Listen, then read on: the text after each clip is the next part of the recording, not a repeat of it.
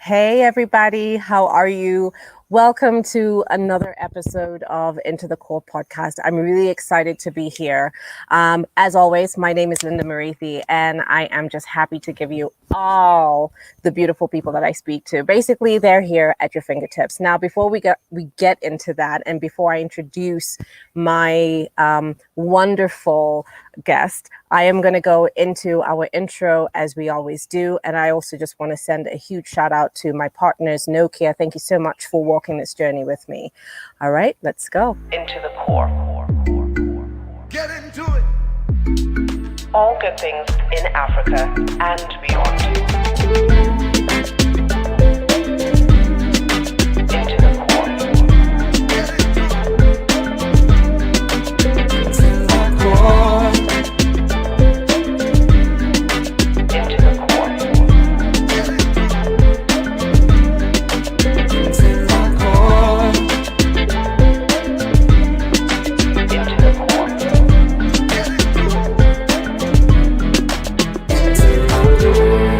All good things in Africa and beyond.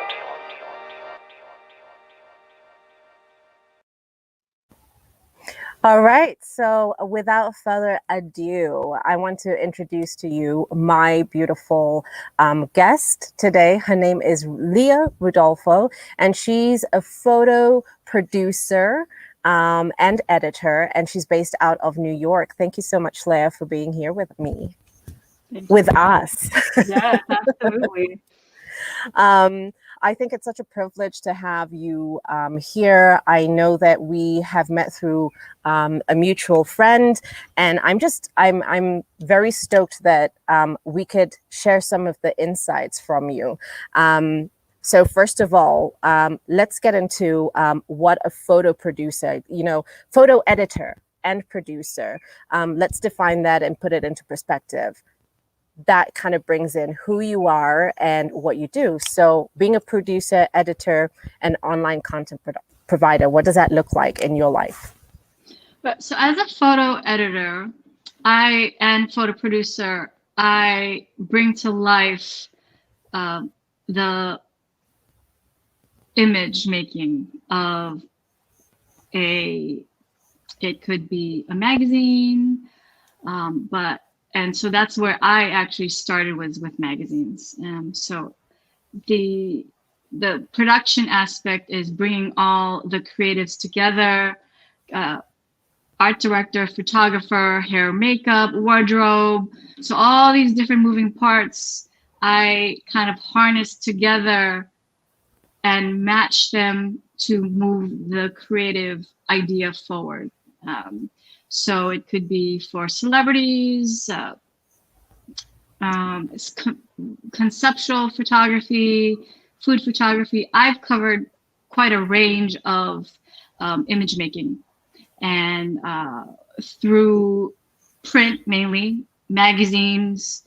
I started off at Essence, and I was there for a good 8 years, and then I jumped over to Men's Health, and their disparate content from Black Women's Magazine to sort of this commercial, very white male centered men's fitness magazine. So yeah, I've through my transitions, I've kind of covered a lot of content. We call it content, but sort of that's the word we use these days. And it's a ubiquitous word coming from the print world. It transitions into digital now, because it's so much of what I do is more digitally based. So yeah. Okay, so because you've worked with, I just want to pull out a different scenario. So because you've worked with Essence Magazine and Men's Health, right? So let's explore a little bit of a scenario. So if you're the photo producer and the editor for the cover, right? Featuring Idris Elba, because everybody loves yummy Idris. So what would the magazine expect from you? going in? What is Leah Rudolfo supposed to deliver to the magazine? Right. So in that aspect, so from the beginning, Idris Elba has to agree to be on the cover. So that's important. There's buy-in from the celebrity, whoever that celebrity is. There is always buy-in. There's a conversation that happens between the creatives internally. And once that happens, through the art directors, through the creative director, the art director, sometimes there's a cover editor. And that's sort of, how just the different magazines have different hierarchies. And that's important to understand, and how you sort of fit in there. And once everyone is aligned internally with the creative, then I basically jump in at that point and bring to life those ideas. So Idris, the concept may be, okay, we want him, on the racetrack. So I have to be able to break that down, find a location, find a wardrobe stylist, groomer, and the right photographer, the right creative team. So when we say creative or dream team, that's sort of the word we say. That's the dream team, the photographer, and everyone is aligned on the vision. It is definitely collaborative. So we have to take in all these different, from the photographer so it's managing internally the idea and the photographer and what he brings. Okay. And then the wardrobe stylist has a point of view, making sure that point of view matches up with the creative. So it's really the sort of decision making that happens on my part in, okay, who do I trust to bring to the table, to bring to life, and make this reality, make that image or images that we want for the cover and for the inside story, and just hit it spot on. So that's my responsibility as a photo producer.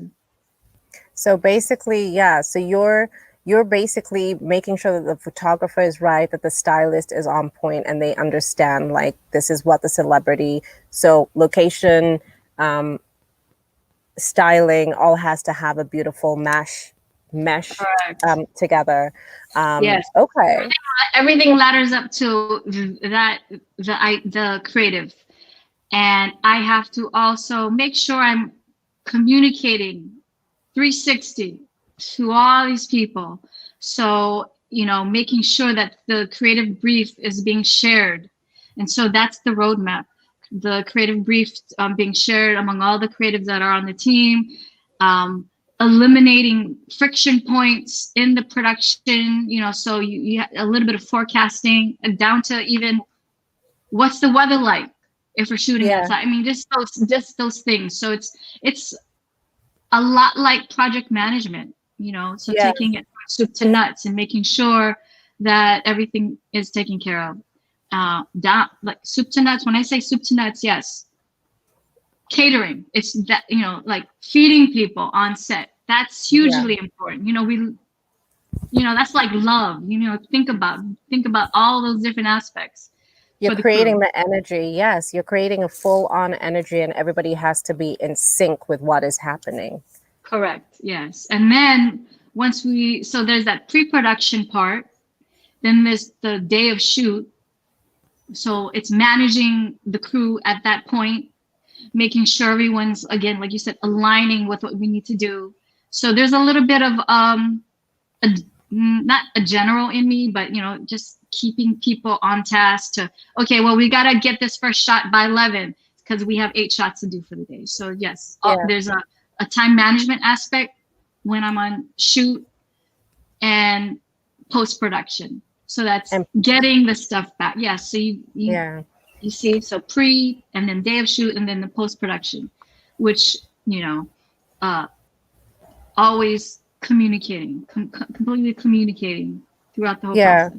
Yeah. So how long do you think, like when you're doing, a shoot like this, and I know that it varies, but when you're putting a shoot together like this, how long do you usually, I mean, like, give or take, let's just use a gimmick timeline. What is the most amount of time and least amount of time that it gets for you to complete everything? Together. That's about 3 to 4 weeks. Wow. Yeah, 3 to 4 weeks because of all the moving parts. Yeah. Right. So Yeah. that because that happened, the talk happens before I even touch it. There's talks with publicists to get the celebrity, to wrangle and all that stuff, and then I step in the production. So about 3 to 4 weeks, and then there's simpler shoots with real people that don't. It's like, okay, 2 weeks time, and it's not a huge production, which that in itself. I love shooting real people, and the challenge of just making sure that they're comfortable, because that's a huge part. So celebrity shoots, absolutely a longer time frame.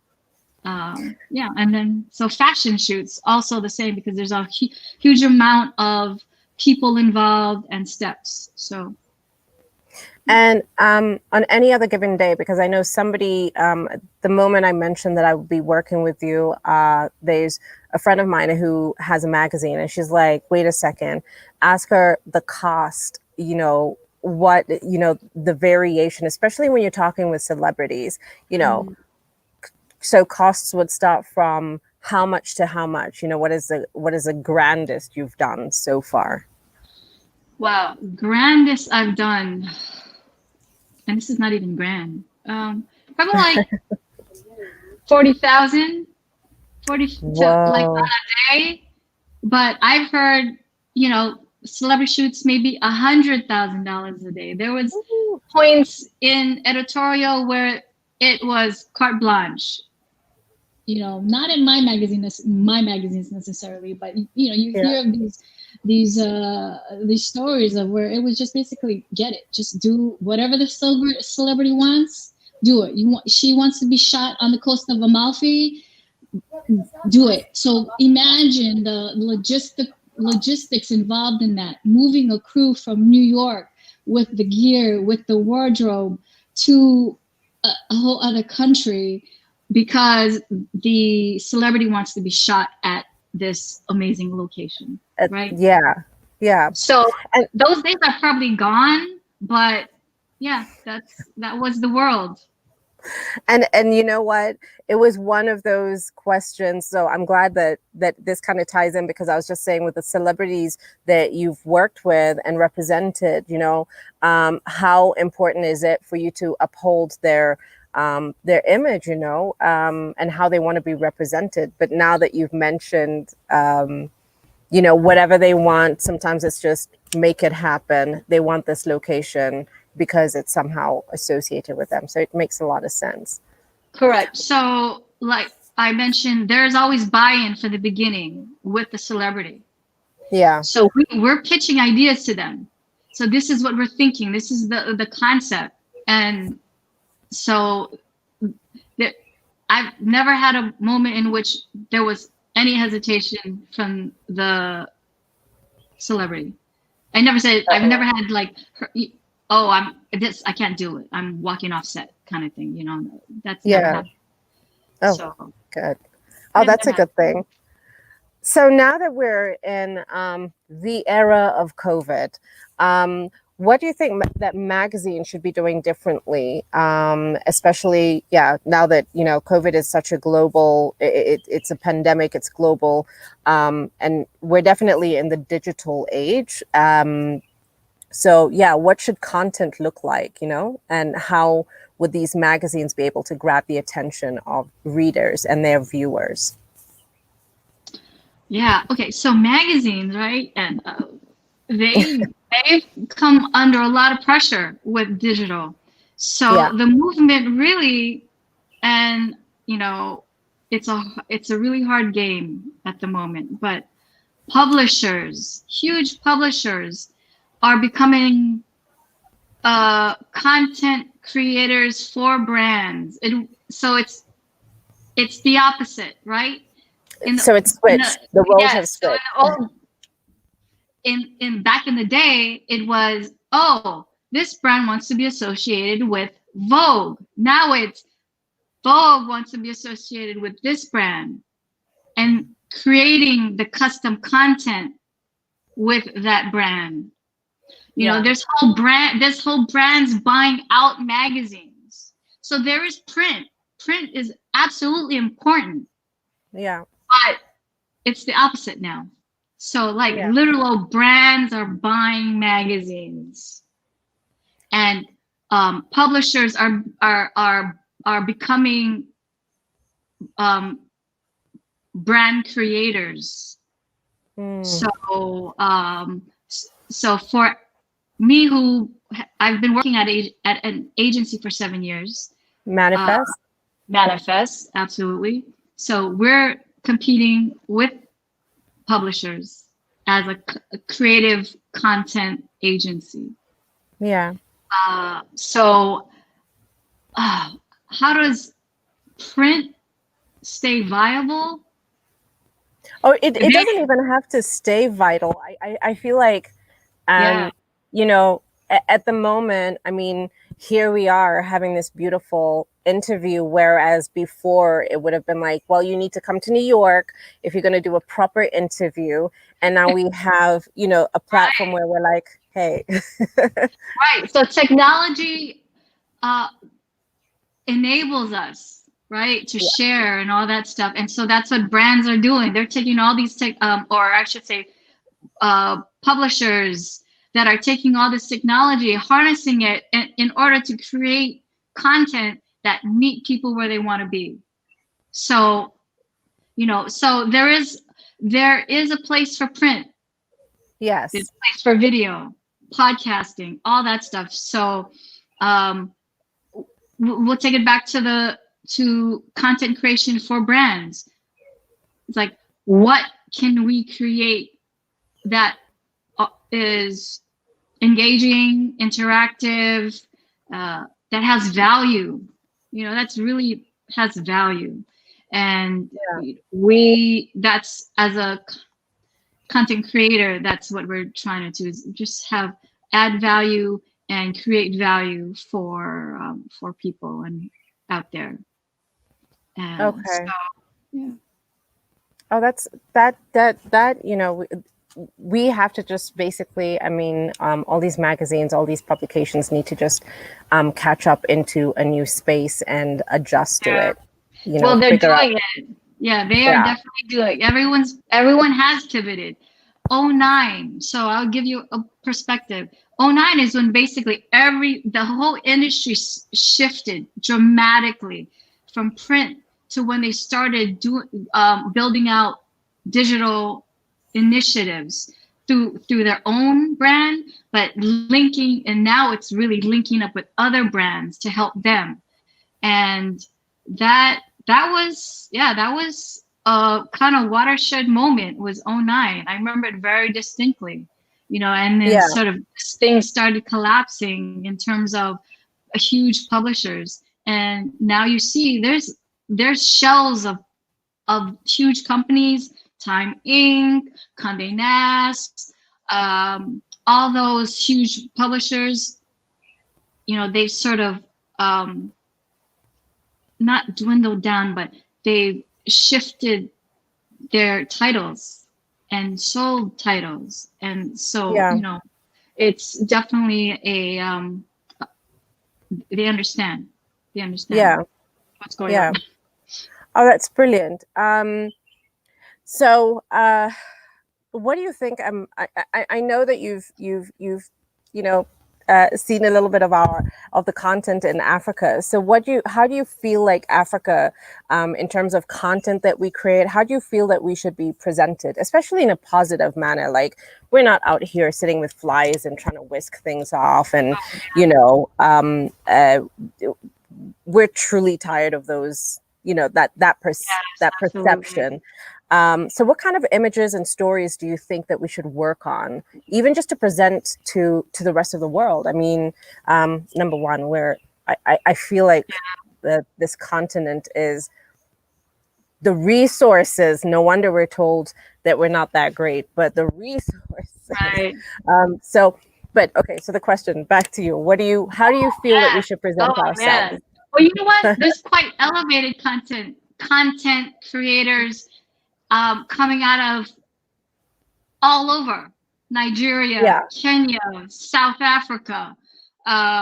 So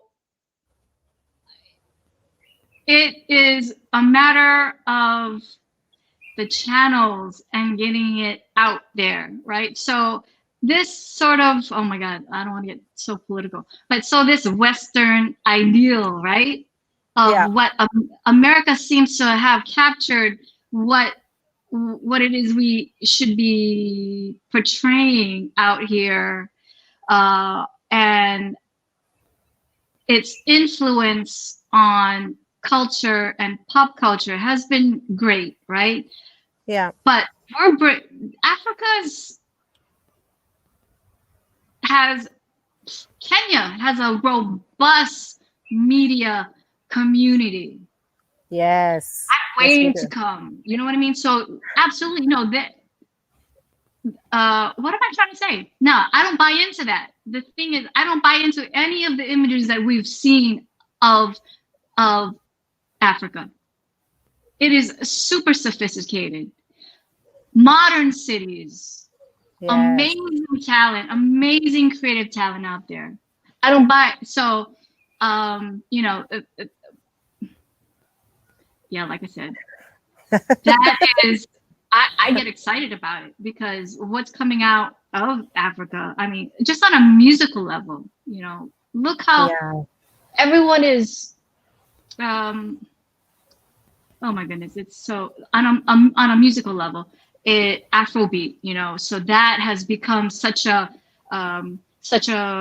strong push for modern African culture is through Afrobeat and through the music.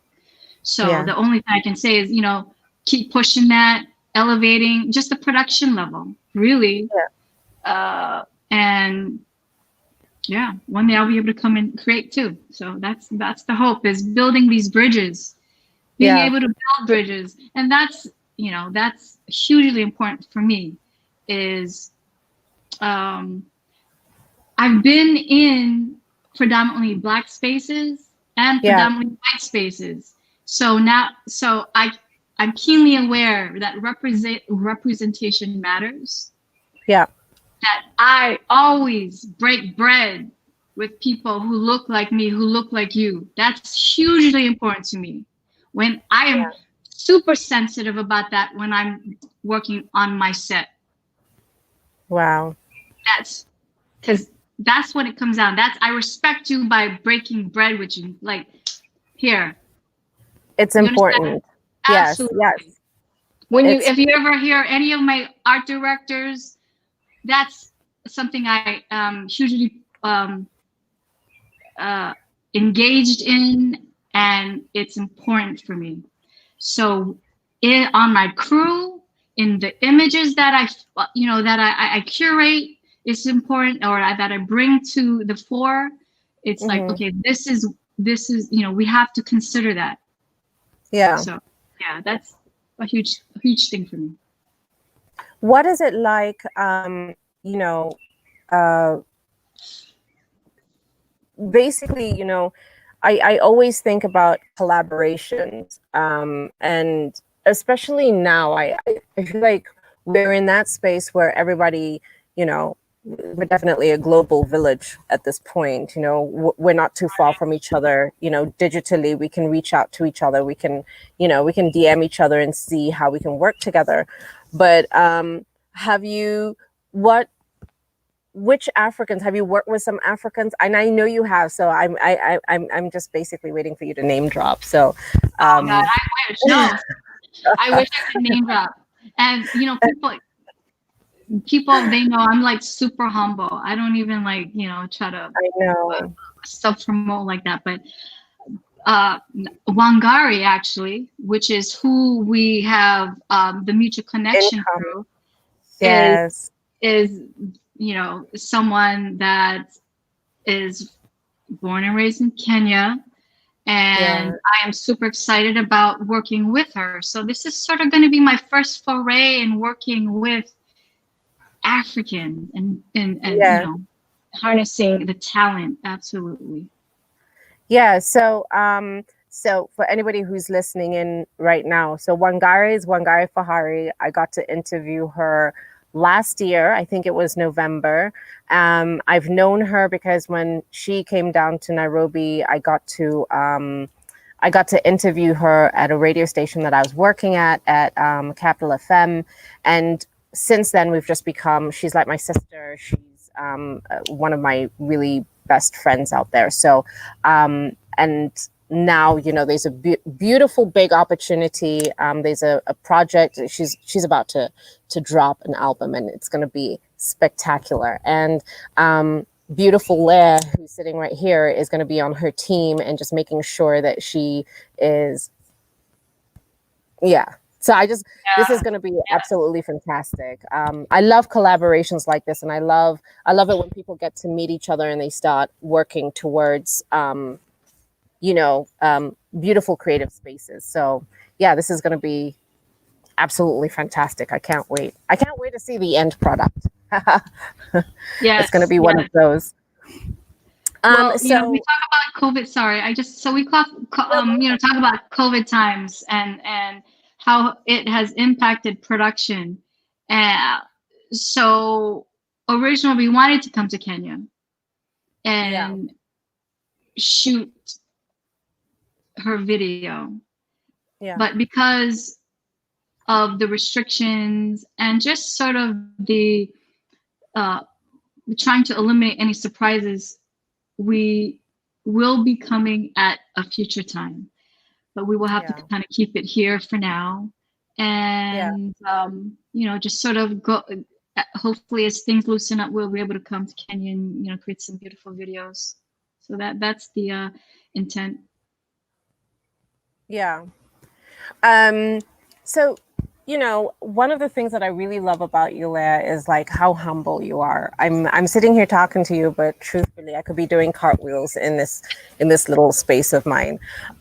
You've put together beautiful projects. You've worked with projects with Ledisi and our sister girlfriend Michelle Obama, who everybody has claimed as she's my girl, and you've basically put together a project for Essence magazine that was featured in Time, or that was it published in Time? What was that like? So Essence, so this was in 2012, right? So I guess that was their second term, Obama's second term at that point, and the Essence editors put this bookazine together, and it was basically like a love letter to Michelle. And Essence was part of Time Inc. during the project. They're not part of they're not part of Time Inc. anymore. It's been a while that they haven't been part of Time Inc. But yes, they're owned by a brand, actually. So there we go. And whoa, that's a tea. I don't want to spill the tea, but the Michelle Obama project was just really relying on existing images that was out there through news outlets, and or images that were readily available through photographers and or sort of more high-end agencies that we could pull from. So that was, I'm not sure how long that might have taken, maybe 3 months. I'm trying to remember how long I was on that project from beginning to the end.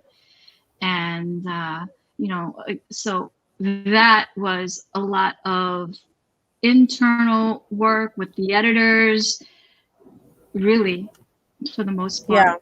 And that went directly to newsstands, right? Remember newsstands? I remember those. Yes, the newsstands. So we talk about publishers sort of becoming more in tune with what people want. So the bookazine has been a I don't know, how should I say, been a model for publishers for a while. Instead of just the magazine, but this sort of more hearty content you can get in a bookazine, or something that's like one topic that they cover. It could be wellness. It could be, commemorating someone's death and so forth. So that has been kind of a huge The thing. keepers. I can't lie. I miss flipping through a magazine, a good old fashioned magazine. I mean, like, I love the digital space, don't get me wrong, but I just remember picking up a magazine when you're really excited and it's crisp and it's just, you could just see the freshness, and, you're flipping through, and I always used to say that they're such keepsake, Yes. especially the ones that you love. Anyway. All right. Right. So right. They edify a time and place in culture, in history. It's ephemera that you can pick up, and it'll bring you back to that moment. Absolutely. And it's a emotional connection, which you don't get from digital, or maybe, I don't know, but like this physical tactile thing that you're engaging in. So there's room for print, and there's room for print for brands to use. Absolutely. To elevate their brand. So, we say content creators, content creation, and it's a ubiquitous term. I, as a photo editor, I never would have ever said I was a content creator, but in this day and age, I guess that's what people, that's what we are. That's what we are, right? So but yeah. So. Okay, so I was gonna say, exploring territories of people who are within the political space, but I feel like Barack Obama and Michelle Obama definitely left us with so much content and so much poise for us to even, get an example of how to be, or how to represent a country. Anyway, I'm just going to say that good for you guys. You're in a new space now. Yes, definitely. We can breathe, we can, we can breathe out. How about that? We can actually exhale. So exhale. Oh gosh, yeah. I'm just thinking Whitney Houston and Shoop. I wonder how many people played that song. But anywho, what would you advise content providers to be aware of while capturing and presenting to the public? And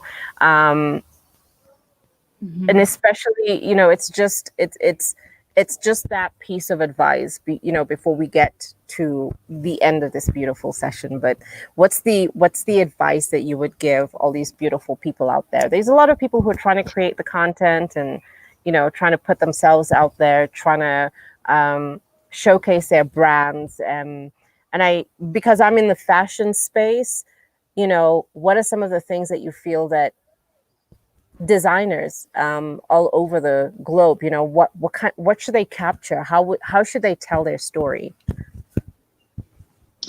Wow. I know that's pretty. Sorry, did I? I'll just sip some wine while it's okay. Take your time. I'll sip some wine. You can take a sip of some tea, coffee. Here it's wine o'clock, so. So it's the story behind the name. I think it's important that I like that. We share who we are personally. I like that. That's important, to make that connection, and then it becomes you become super connected.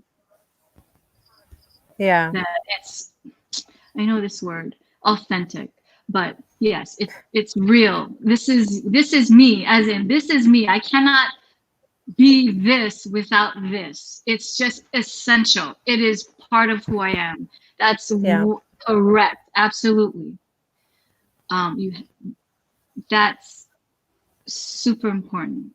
We're creative, you know, in our Yeah. own ways, and we have to honor that in our own ways, and that will come across in the work you do Yeah. when you are honoring that innate creativity. So that's it, and that's across the board, right? It's That's across designers, the board. Yeah. videographers, art directors, photographers, you know, people, all of it. So that's it. You know, we're creative beings. We need to be able to channel that energy out. Yeah. The name, I really like that. And just bringing that authenticity to the table, you know, allowing people to see, literally it's being transparent to allow people to see your vulnerability as a photographer, because then it comes across and it's honest, and we will love it. Yeah. Honest, absolutely. You know, again, I go back to this content creator. You know, so you can be a content creator on an individual level, and then you can be a content creator through a company, and then so as an individual, yes, that honesty can come forth quickly, much more. You know, right? You can convey that in Yeah. in a moment's time. So Yeah. that is important. That's powerful. It is powerful. Oh my gosh, Leah, I can't wait to meet you in person and just give you a big hug.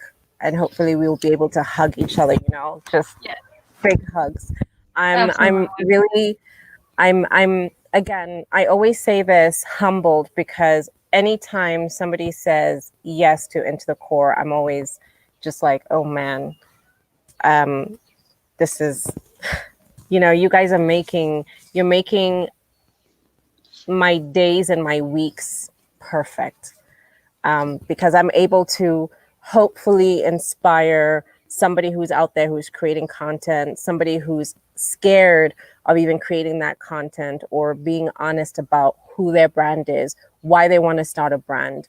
And listen, when I have someone like you on board, it allows me to tell somebody, please go for it, start your brand, or tell your authentic story. Don't be scared. Don't hide behind anybody else, but you tell your story. So I'm very, very thankful for you being here. Thank you So for having me. To everybody else, thank you so much for watching in, listening in.